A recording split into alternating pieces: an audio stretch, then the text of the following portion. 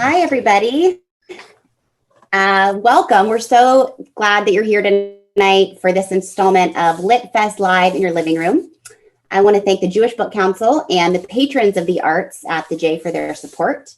Tonight's event is with Yousef Bashir, and we will discuss his book, The Words of My Father, Love and Pain in Palestine. It's a great read. It's a important read, and we're going to talk about it. And you get it a novel locally. You can also get it at Barnes & Noble and Amazon and places like that. But locally in Memphis, you can get it from Novel, and they'll even bring it to your car for you if you call them and do curbside pickup. Yousef Bashir is a Palestinian American from the Gaza Strip and the son of Khalil Bashir, a highly respected educator.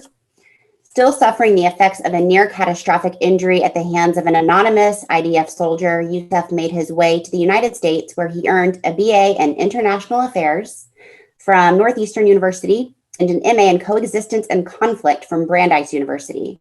Now living in Washington, D.C., he has worked on Capitol Hill and served as a member of the Palestinian diplomatic delegation to the United States. Yousef is an accomplished author, a vigorous advocate of Israeli-Palestinian peace, and a much sought after public speaker. Welcome, Yousef. Thank you so much for joining us. Thank you very much. Good to be with you. This is my last book talk for the year. So this is your last one for the year. For 2020, yes. So I've been looking forward to it in a good way. Well, we're going to close it on a good note. I was in Nashville last year. It was actually my last trip before everything changed. Mm-hmm. It was around the beginning of last year, I remember. And so I am sorry that I can't be in Memphis today, but I hope that I will get the chance sooner or later. And I look forward towards one day, yes, tonight. Absolutely. Thank you so much for your work and for your book, and just for sharing your story, because it's we're going to get into it. So, Yousef, you were born in 1989. Yes. Can you talk about the Gaza of your childhood for us? The Gaza of my childhood was rather beautiful. I begin describing it as a paradise, and for me, it was. I was born in '89, so by the time we're talking 1996, 7, 8.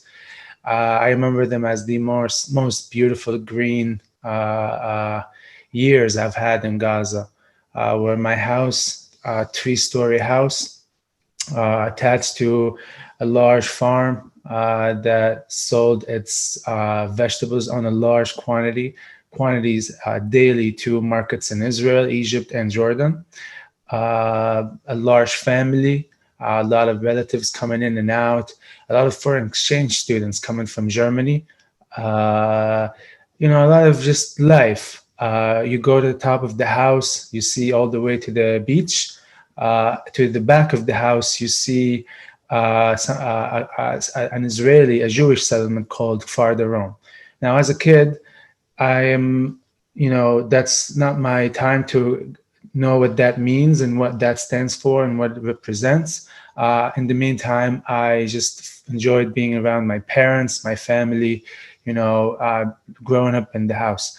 And I wanted to share that because today it is not a paradise. It couldn't be a paradise for someone who was my age at the time. This is part of the reason I really worked really hard to get this book out, because not only is it a reminder for people here of what Gaza used to be and should be, it's also a reminder to Palestinians and people back home that this is not with the reality. There was and there can be something. So when did your childhood version of Gaza change? You talk about it being a very peaceful place, a really beautiful place, sort of very abundant in a lot of ways, and that shifted at some point. Can you talk a little bit about that? Second Intifada. I had just turned 11 years old.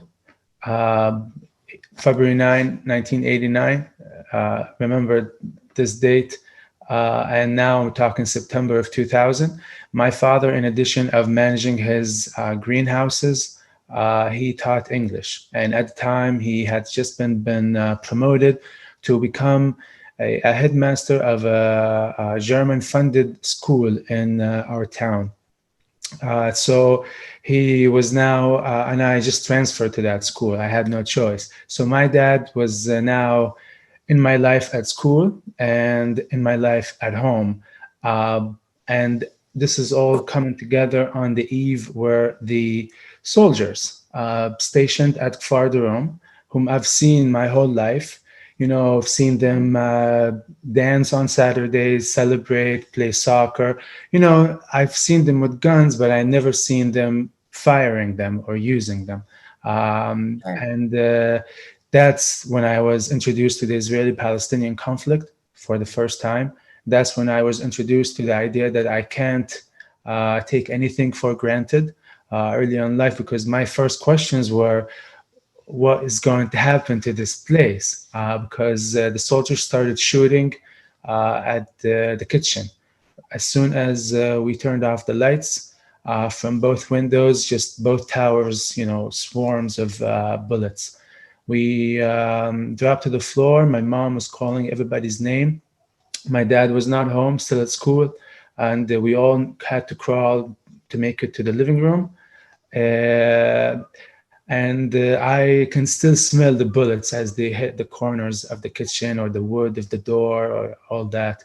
And that was the first time I was scared in my entire life.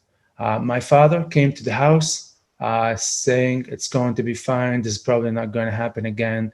But as we all know, this will at least carry on for the next 5 years. Thank you. And you said you were 11 years old when that happened, Yes. Correct? So can you just set the scene for us in terms of what was going on geopolitically at the time in the area? So the Second Intifada broke out. Now, one goal of my book is to not get into the politics of things, because in my opinion, Sure. This is why we really lack sufficient understanding that will help us get to where we want to get, and that's a peaceful resolution for both sides. I focus on telling the human experience and a story, because we all have a story, regardless of where we stand. But to answer your question, at the time, Camp David had collapsed. The Second Intifada had broke out. I remember the famous visit by then Prime Minister Ariel Sharon to Al-Haram al-Sharif, Temple Mount, that caused a lot of controversy, to say the least. But for the first time, at least for my generation, I got to see Israelis and Palestinians use weapons in real life towards one another. Because my generation, 89 up until that kind of between the 90s until 99, relative calm, cooperation, and optimism for the 2000s and what comes after. So that's kind of the situation that was going around. And I should say that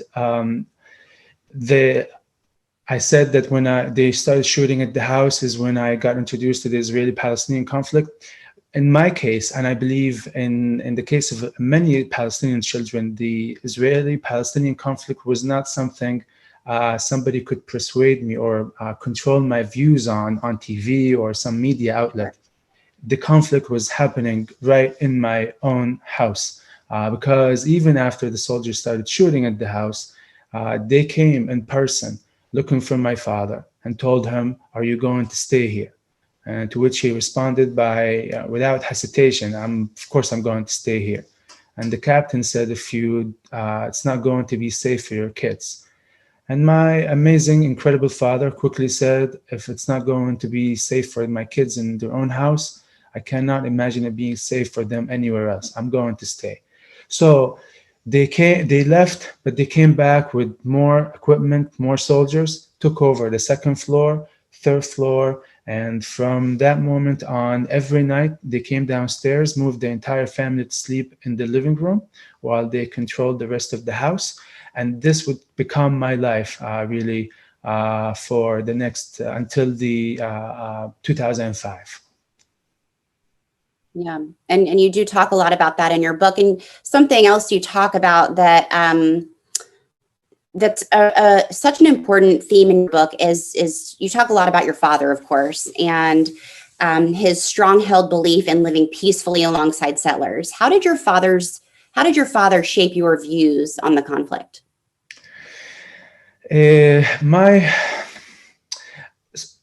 A lot of people would, especially my friends at school at the time, would expect that my conflict would be naturally with the Israeli side. And it was, whether I knew it or not.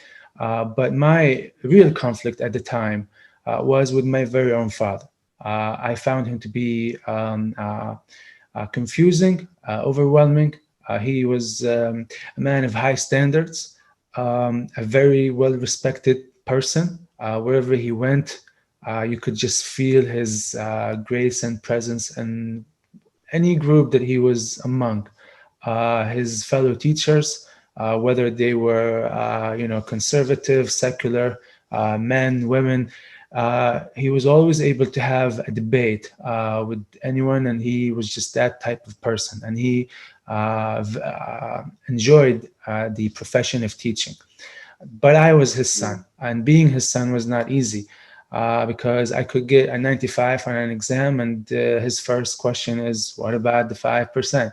So here's the struggle, son and father, but also every night as the soldiers order him in front of all of us to, raise his hands, lead us to the living room, and the soldiers are as old as my oldest brother at the time, who was 18, 19 years old. Sure.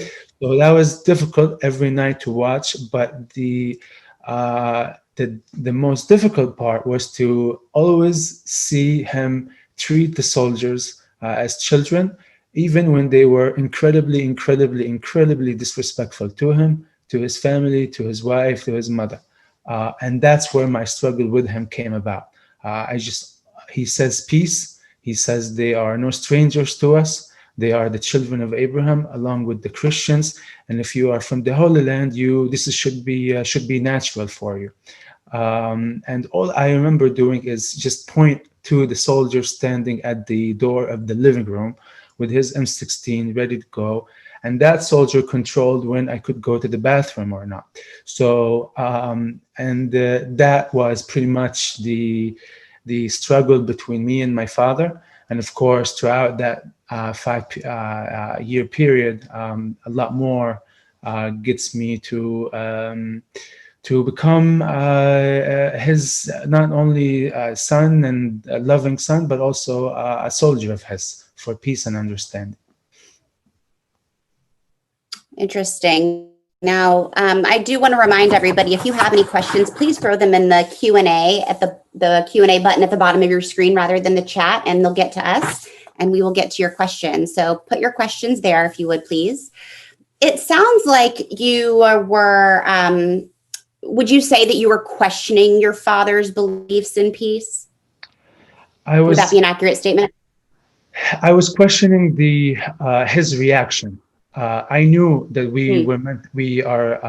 I knew that he was a good Muslim, a good person, and I knew the difference. I just questioned how far will you go for that? And at the time, I remember when I was up until 7 years old, I thought my dad and my mom, or even younger, maybe 7 is too embarrassing, that they were my creator.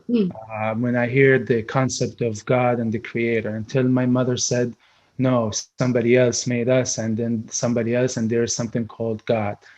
So I understood the meaning of Islam. I understood the meaning of believing in the 3 religions.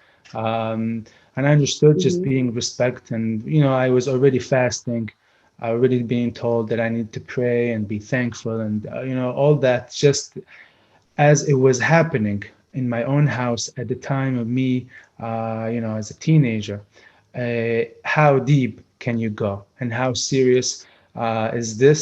Because when you're a child, they tell you forgiveness and peace, but they don't tell you that it's about to start the next day. Usually you take more than just throughout your 18s, your 20s, I had to deal with all of that overnight, and that was pretty overwhelming and pretty difficult.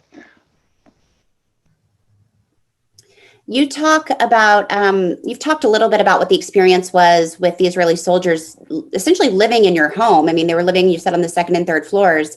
What else would you say about that experience? The first night, okay, for a kid, I get to see them up close. I get to see their weapons. I get to see everything.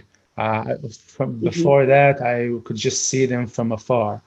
The second night, when somebody is waking you up that is not my mom or my dad, it starts to, uh, you know, become more concerning.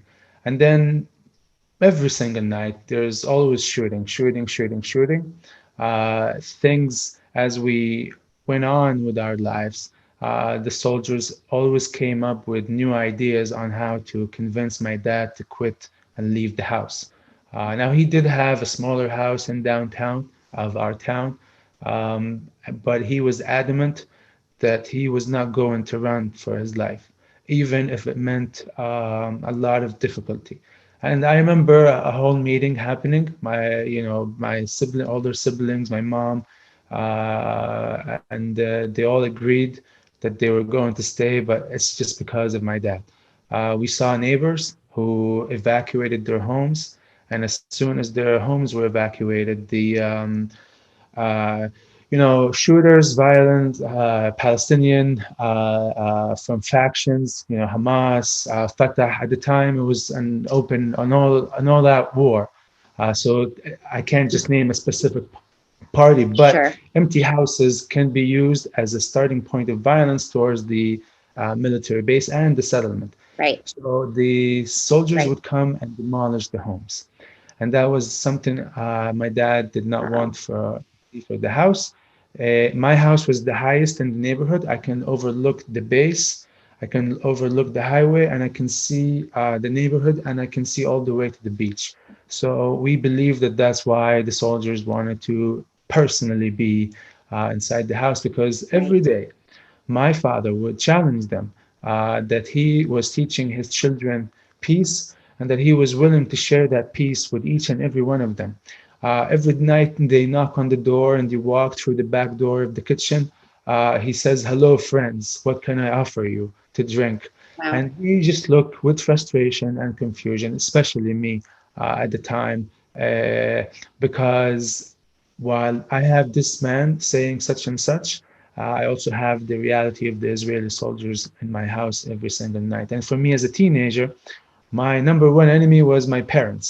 But Right. also now I had an entire army that I also had to negotiate with, because coming home late, staying on the balcony, there's a veranda area of my house where is the TV. If I want to watch soccer games and all of that, it wasn't just my parents who were, negotiating with me on my schedule in life. It was also the Israeli soldier. So talk about, we're going to skip forward just a little bit. Talk about the incident that you write about in your book that happened when you were 15. I was born, like I mentioned, on February 9th of 1989. In 2004, that's February 18, I went home from school. I walked home that day, and as I'm walking in, I see my father and United Nations officers, three of them, uh, asking for a permit from the soldiers stationed at the watchtower. And since the day of them moving in, you couldn't come into my house without a permit. So that meant no relatives for the most part. Anyone who needed to come fix a telephone line, electricity, water had to be vetted, searched, and a special arrangement would have to be made. And so the most people who got to come to my house were the press, and press from everywhere. Uh, conservative, Israeli, Palestinian, really from all over, because at the time, and this was before Facebook, he ended up receiving hundreds of thousands of letters from people from around the world, Jewish, Muslim, Christian. We heard about your story. We're with you, even from teachers, headmasters, and students. We think, my siblings and I today, we think that this is how he realized that he and the soldiers were not alone, because he ended up getting a lot of coverage. So it was the soldiers at night and the press by day, really. So that day, it was the UN. And to me, it's boring. It's just repetitive, same thing. I just want to go live at my grandmother's house, and I don't want to do anything until it's my turn to be shipped abroad. In my home, the tradition was and still is to go to Germany to become a doctor or an engineer. That's where all my older siblings went. That's what they do now, and that's what they were preparing to do then. But for me, I did not want this plan. So this day will be fatal because it will not just change this plan for me, but it will change my entire life along with it. Because as I walk inside the house, I have a little argument with my mom about leftovers. This is difficult. This is annoying. You're not my only child. I have soldiers here. I have this. I have that.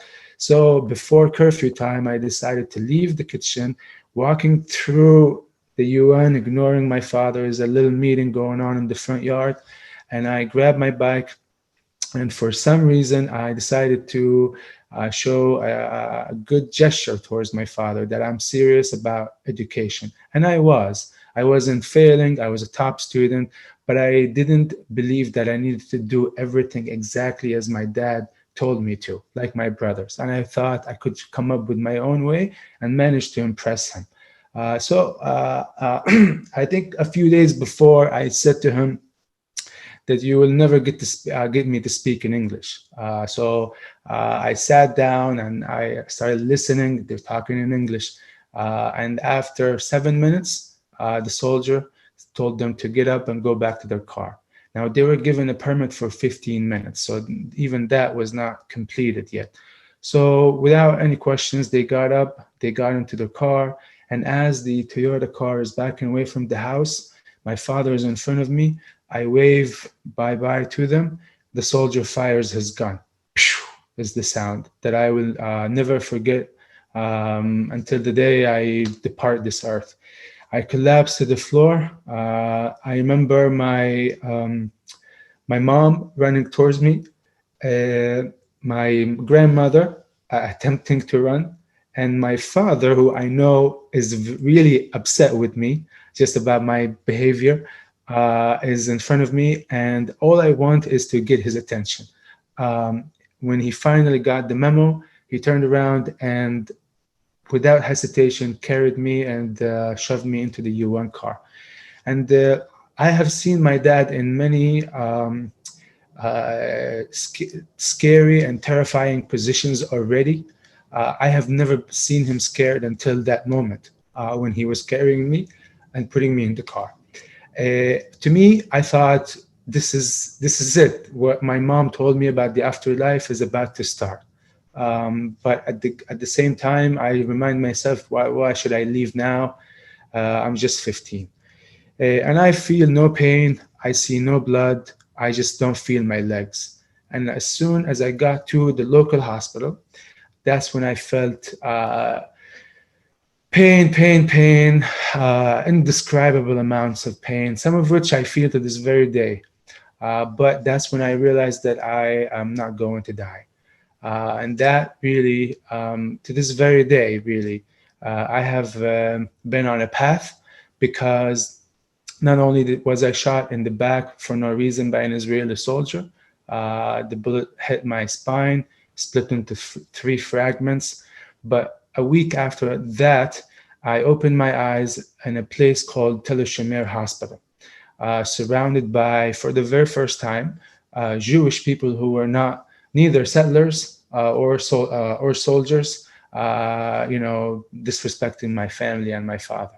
And on the contrary, at the time, my dad standing at the corner said that they were going to save your life. And ultimately, that's what happened. So do talk. This is really, it's such, your whole book is important, but this part where you talk about coming to terms with the fact that it was an Israeli soldier who shot you and it was an Israeli doctor who saved you. Can you talk a little bit about reconciling that internal conflict? My entire life, the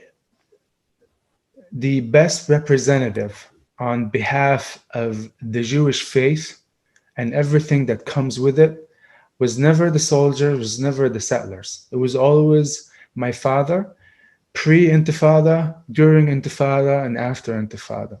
And this comes from him being a faithful Muslim. As a Muslim, we believe in God, his prophets, and all of his messages. This means Christianity and the Torah.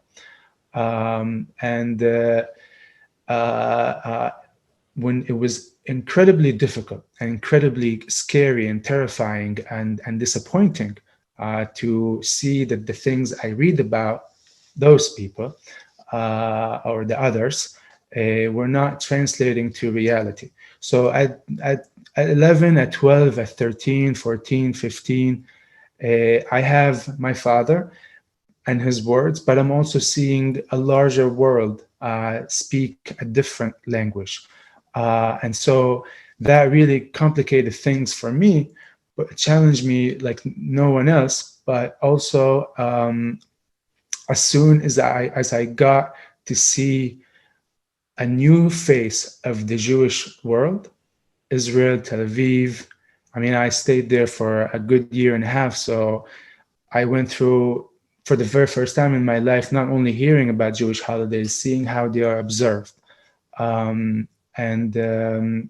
That really brought me to terms to my dad's message as a Muslim, the concept of faith, that we are faithful in the message no matter what happens. Whether there is peace tomorrow or not, I'm still going to be faithful to God and all of his messages and all of his prophets.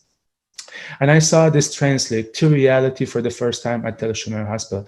When I was paralyzed, I did 3 months in surgery basically, and the remainder of my time was in physical therapy. Every morning, I'm not speaking very much. I'm on a lot of medication. I mean, I'm in severe trauma, but I observe the Israeli hands touching me or talking over my head on what needs to be done, what needs to be tried. Human things that will ultimately not only lead to me being able to walk again, but also kind of healing me on the inside as well. Because I walked away from that experience as soon as I was able to walk, not angry. Of course, I was angry, but I was also very forgiving and eager to live the rest of my life as somebody who does what my father does, is stand for peace no matter what. That's a huge message in your book. And, one of my biggest takeaways after reading it is something that I've gone back to for many years, which is, when we assign an identity to somebody based on what we're seeing, what we're seeing on TV, what we're reading in a newspaper, what we're hearing from our own circles, versus when we sit down and listen to somebody's story and pay attention and see the humanity in one another. If we're not seeing the humanity in one another, then really nothing's possible. Nothing's going to change. No level of change is possible, or no level of sustainable change is possible. And it sounds very idealistic, and it almost sounds naive even to say that's certainly not all we need to do. But, from anybody that we disagree with, or that we whose story we thought we knew, but maybe we don't really know their story, the most important thing we can do is listen. And that's what I You've was been on also tour. able Yeah, to go do. ahead. That was something I was also able to do. I could never learn about the Jewish experience from the soldiers, even if they wanted to. But I could learn it from the patients who were visiting, the relatives visiting patients at the hospital, the nurses telling me about their lives and why they, do this 2 shifts a day, about their roots and what they're working hard to provide for this and that. It just brought everything together for me. And once I was able to see that human side, even and to this very day, there is no peace. And in my opinion, the state of Israel did even more tragic things towards my people, at the very least in Gaza. I'm not even going to mention other places like West Bank, etc., etc. But because I know that they are human beings, they are capable of being human beings, that basic knowledge always protects me from giving into the cycle of hatred and distrust towards the Israelis and the Jewish people. So on the flip side of that, and as you can speak to this not only because of your experience and your background, but also because of your professional work and your education. What would you say? This isn't even on my list of questions. How best should then can Jewish people go about getting a more human understanding of Palestinians? I think that this is the point of what I am trying to do, what I believe other Palestinians have been trying to do, like my father, and even on the other side, such as Yossi Halevi, who wrote letters to my Palestinian neighbor, whom I've actually share the same editor at Harper. He is, for the first time, writing not only to people here, but his book is also translated into Arabic, and he tells the story as I would be telling my story coming from Gaza, the Palestinian side, and he tells the story coming from the Jewish side, why I go out of my way to live in East Jerusalem, why I go out of my way to have served in the army. That experience, that if I was an Israeli, I would, it's probably I would go through similar experiences and I would have similar attachments and narratives and. But a lot of Palestinians don't get to experience that. They only know the soldiers, the checkpoint, there's this, there's that, limits, it's not, don't touch, it's that. They don't go any further than that. And I think it's the same for the Israelis. Israelis, watch out for the Palestinian. He's going to be a knife, a bomb, it's not good. That's about it. And whenever there's a contact, it's limited to a negative context. So I think that going through writing down our stories and our experiences and attempting to share it in a genuine way, because I know that many Palestinians read his book and many Palestinians responded to his book, because he is not telling them that you are responsible for such and such and such. He's simply telling them why he has such a connection and what that connection means to him. And in my opinion, I read his book many times. Because he was able to express that, he was easily able to convey the commonalities he shares with the Palestinians. Stuff we do in prayer, the way we pray, the way we fast. There are countless things that we share in common, religion-wise. And writing and going through the kind of the art form, I think is something that hasn't been done enough in the past, and I think it's happening, and I imagine it becoming more common in the future. And once we get there, I think it will be easy for not only Israelis and Palestinians to have a richer image of the other side, but also for those leaders on either side who are trying to make peace happen, have enough support and not be always kind of ridiculed and pushed to the side. Absolutely. Thank you so much for that. Before I get to my final question, I just want to remind everybody, if you have questions, put them in the Q&A at the bottom. There's a button at the bottom of your screen, not the chat button, but there's an actual Q&A button that you can submit, type your questions in, send them to us, and we will get to them in just a moment. You are on now with the Jewish Book Council, who we thanked at the beginning. So you're speaking for a lot of Jewish audiences. What has your experience been like sharing your story? What's the response you typically get? How is it received? Well, it's always difficult for me to share my story. I have shared my story since attending the Seeds of Peace camp in Maine. That's the first time I got to come to the US, and that's when I discovered America and said, it's not going to be Germany, it's going to be the US. I was asked to share my story there.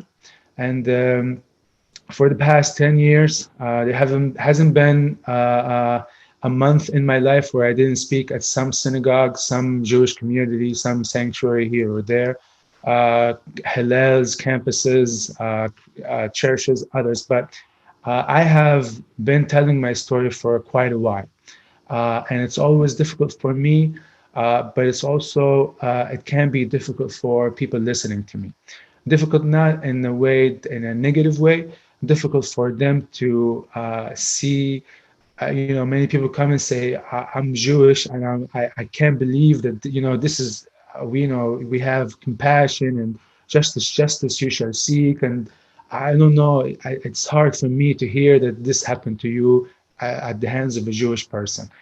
Some very minimal voices will discredit me and try to call the hospital and make sure that I didn't make this up and I wasn't throwing something or trying to do something. Very, very minimum. But for the most part, it's difficult. But I can tell you that I know exactly where I spoke over the past 10 years. I have made friends over just doing that.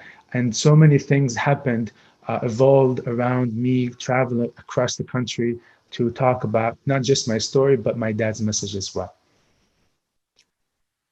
And it's such a beautiful message. You don't have it yet. The Words of My Father, Love and Pain in Palestine. Get it locally at Novel, Amazon, Barnes & Noble too.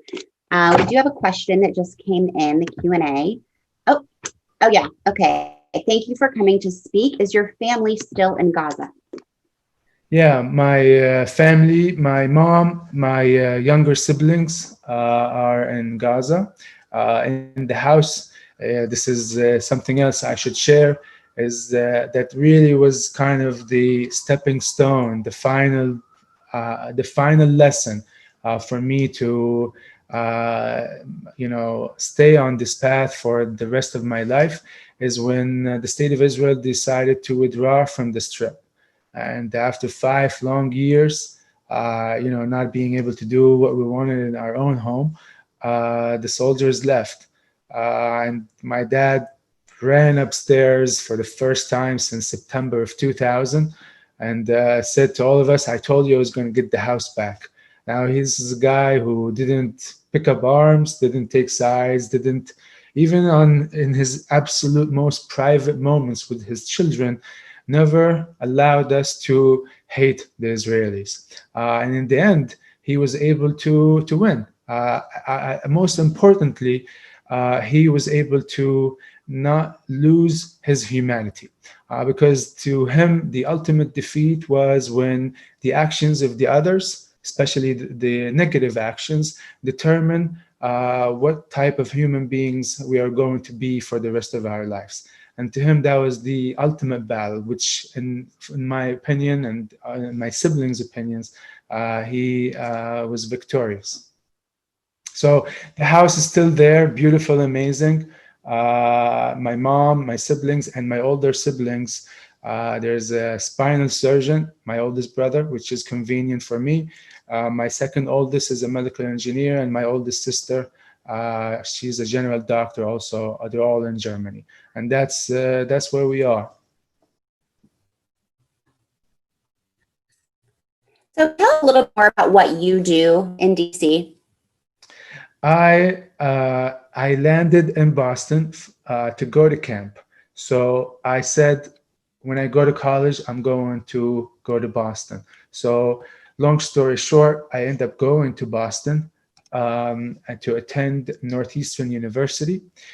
Before going to Northeastern University, I applied to a university called Brandeis because I knew it was a Jewish university.